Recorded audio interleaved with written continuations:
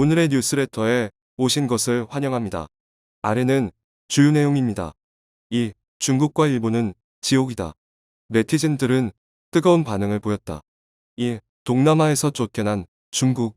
안녕하세요. 최근 전국적으로 흐린 날씨가 이어지면서 한국에도 장마가 본격적으로 시작되고 있습니다. 그런데 장마 전선이 한반도로 북상하고 있다고 하자 중국과 일본이 울상을 짓고 있는데요. 중국 남부와 중부는 완전히 극과 극의 기상 상황이 이어지면서 재앙 수준의 피해가 이어지고 있습니다. 일본도 한반도로 장마가 올라간다는 소식에 헐레벌떡 재난을 준비하는 모습을 보이고 있는데, 최근 일본에서 바닷물이 거꾸로 내륙으로 역류하는 현상이 빈번하게 발견되자 일본 당국이 초비상에 걸렸습니다. 반면 한국은 이 두 국가와 달리 장마에 대한 철저한 준비가 이어졌으며 딴 세계라고 해도 믿을 만큼 좋은 날씨가 이어질 것으로 예상되는데요.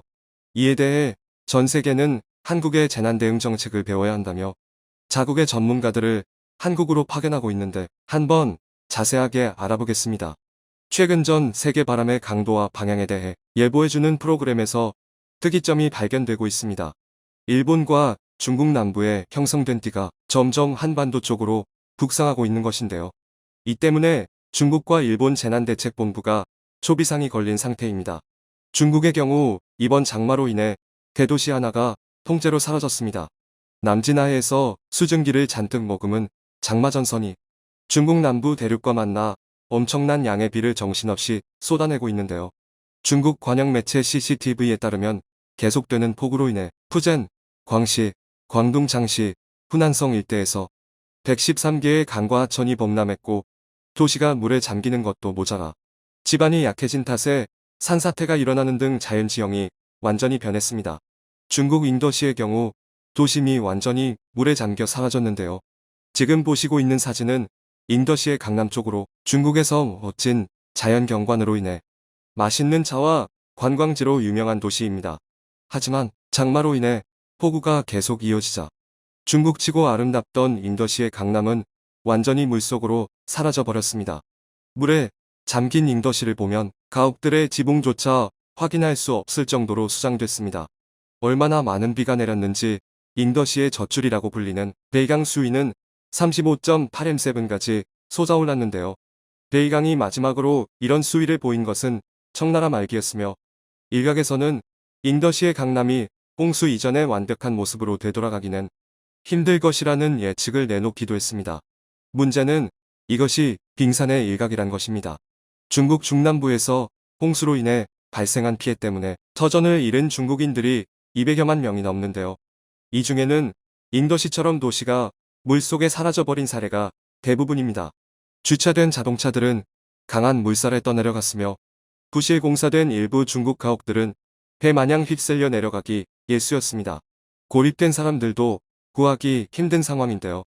중국 소방당국에서 이미 수중도시로 변모한 중국 도심에 고무보트를 보내 구조를 요청하는 사람들을 수색하고 있지만, 오히려 구조대들이 급류에 휘말려 중심을 잃고 뒤집어질 뻔했습니다.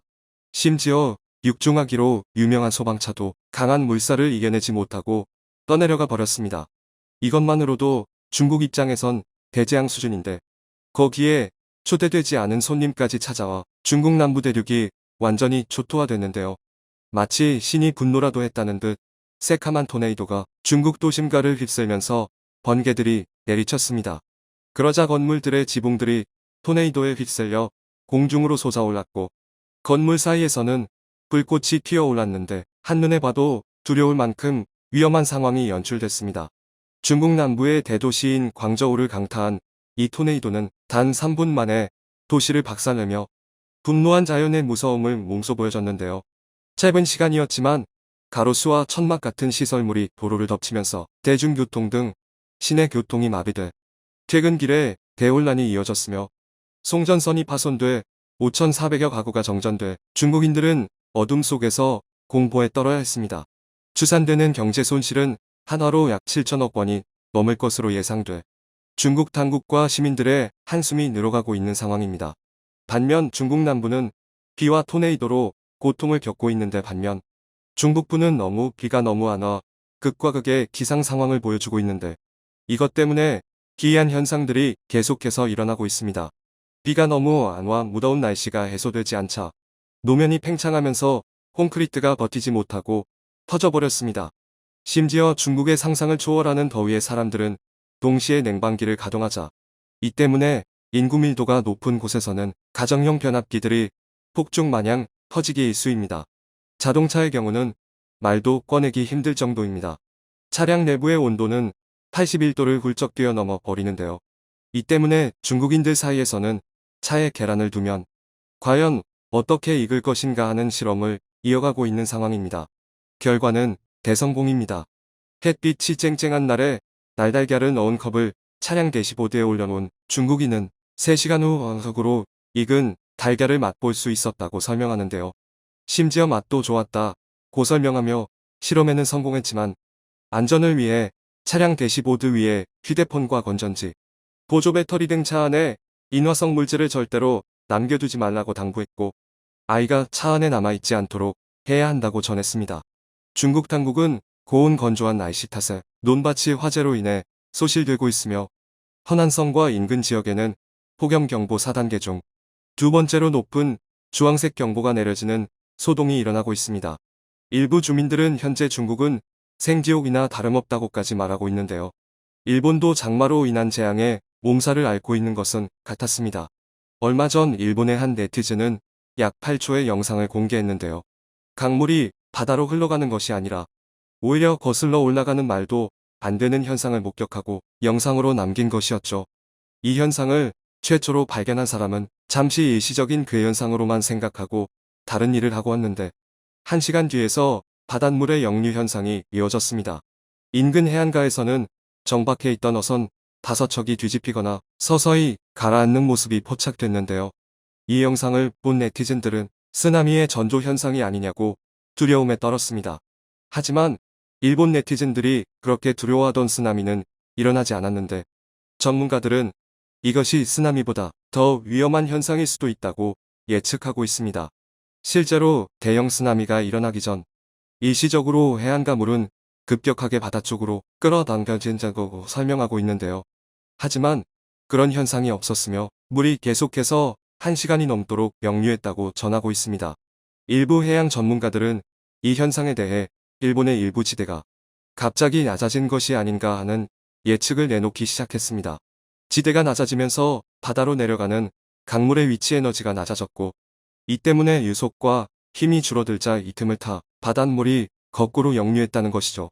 그러면서 일본의 지대가 낮아지는 것은 쓰나미보다 장기적으로 봤을 때 더 위험한 현상일 수도 있으며 침몰 가능성도 존재한다고 설명하고 있습니다. 때문에 이번 장마가 어쩌면 고비일 수도 있다고 지적하는데요. 장마로 인해 지반이 약해지면 토사가 바다로 유출되고 그럼 일본의 지대가 더 빠르게 낮아질 수도 있다고 보는 것입니다. 이미 일본 부유층들은 일본을 탈출하고 있다는 기사들이 쏟아지면서 사실상 일본 정부는 재난 대비에 실패했다는 평가를 받고 있습니다. 반면 한국은 이 두 국가와는 달리 이번 장마를 대하는 태도가 완전히 달랐습니다. 장마의 거센 비들은 중국과 일본에서 1차로 쏟아냈기 때문에 한국에서는 비교적 온화한 장마가 기대되고 있는데요. 중국의 경우 평균 강수량은 621mm를 기록하고 있으며 일부 지역에서는 하루 최대 1527mm를 기록하고 있습니다. 반면에 이번 장마에서 한국의 최대 예상 강수량은 120mm로 보고 있으며 이마저도 철저한 대비 태세가 이뤄져 강수로 인한 피해는 중국과 일본보단 적을 것으로 예상됩니다. 장마 기간은 6월 25일부터 8월 12일까지로 이렇게 한국이 장마와 관련해 완벽에 가깝게 재난 대비를 하고 있는 모습을 보이자 외국에서는 한국의 재난 대비 시스템을 적극적으로 도입하고 싶다고 밝혔는데요. 이번 10월에 열리는 태국 방콕 아세안 회의에서 한국을 초청해 재난관리에 대해 협력 사업을 추진하고 있는 것으로 밝혀져 화제가 되고 있습니다. 아세안 각국은 지역 기상 정보를 선진국들로부터 공유받고 있지만 해당 정보를 가공하거나 해석하는데 어려움을 겪고 있습니다. 이 때문에 한국의 이번 지원은 아세안에 실질적인 도움이 될 것으로 보이는데요. 한국 정부가 중점 지원하게 될 예측 및 경보 시스템이 현지에 구축되면 국내 관련 기술을 가진 기업들의 해외 진출도 유리해집니다. 아세안 재난지원조정센터에 따르면 2012부터 2017년 발생한 역내 자연재해 93건 중 홍수는 64건에 달했는데 한국은 홍수 예측과 경보에 강점을 갖고 있다고 극찬했으며 이는 중국과 일본을 훨씬 능가한다고 평가했습니다. 한국은 한아세안 위크 플랜을 만들어 위험 모니터링, 예방 대응, 재난관리자, 역량 강화 등 총 5개 분야로 나뉘어 진행할 예정인데요.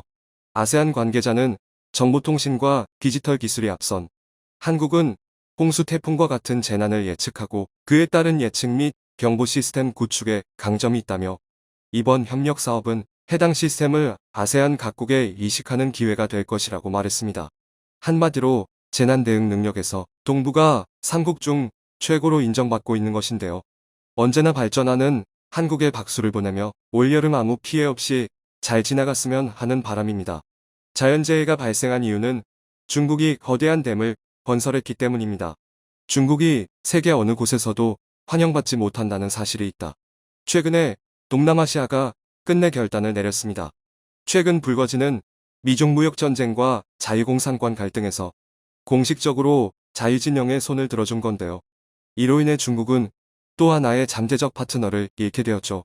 그런데 동남아시아 국가들이 이 같은 선택을 하게 된 데에는 중국의 외교 실책이 크게 작용했다고 해 파장이 일고 있습니다.